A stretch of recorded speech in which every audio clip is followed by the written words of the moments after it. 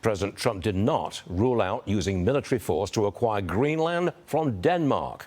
State Department spokeswoman Tammy Bruce joins me now. Tammy, how far will Mr. Trump go to control Greenland? Well, you know, this is not, and good morning, Stu, nice to see you. This is not about control. This is about the safety and security of Greenland. Certainly the president's concerned, as all of us are, as is Secretary of State Marco Rubio, concerned about the safety and security of the United States.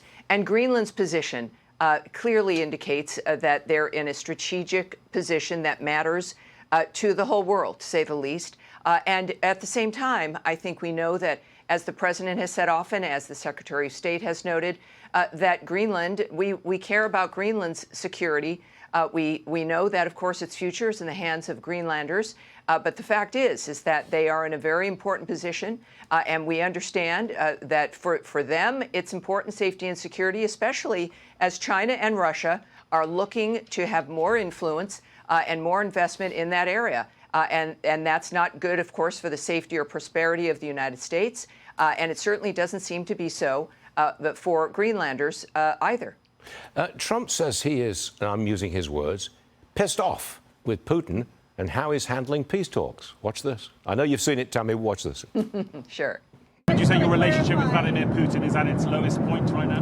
No, I don't think so. I don't think he's going to go back on his word. I was disappointed in a certain way. He considers Zelensky not credible.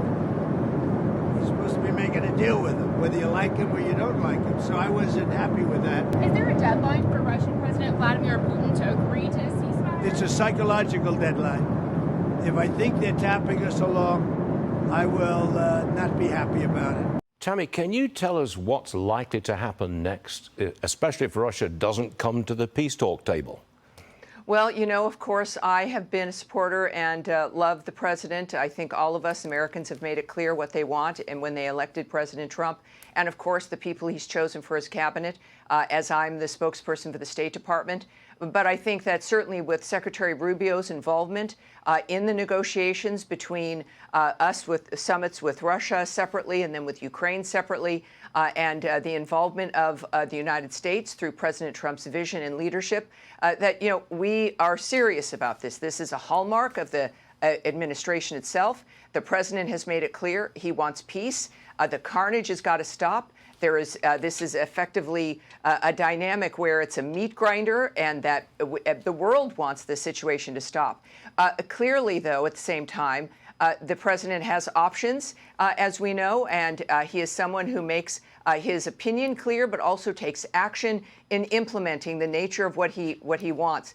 Secretary Rubio has been clear about the imperative that this situation stop, that both parties address the nature of what has got to go on.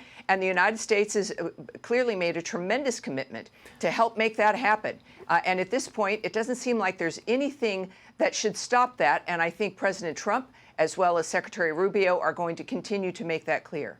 Are tariffs going to be enough to get Putin to start negotiations? Because that's the threat at the moment from our president.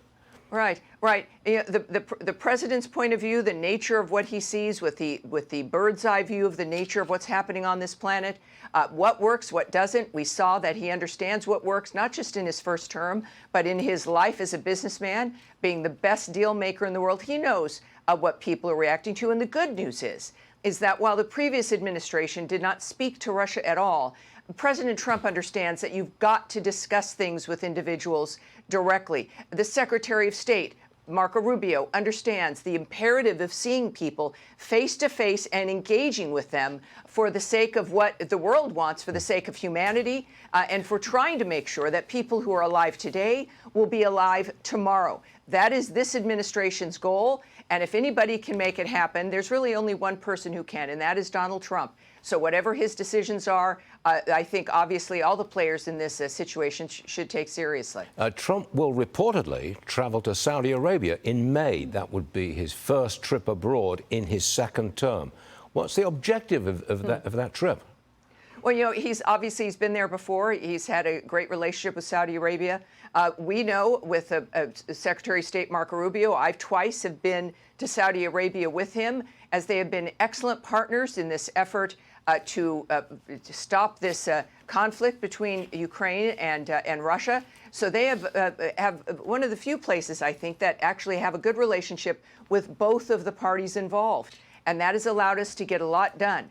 So they've helped facilitate a tremendous amount. They've been terrific allies in this regard. And obviously, with what's happening in the Middle East and the president's relationship and history with Saudi Arabia, I'm not surprised. And he's clearly a global leader. And that's going to be seen when and if he makes that trip. I make a prediction, if I may. The president reels in a lot of money in Saudi Arabia. Last 30 seconds to you. Well, his goal for this country, as is Secretary Rubio's goal, is for America to be secure and safe and prosperous. Yeah. We are safer when we have a good economy. We are safer when other nations invest in our country, when American businesses are here, when the economy is good. And so, of course, that is a global effort. President Trump understands that. And I'm looking forward to the nature of the next 4 years and what will be a golden era for this nation.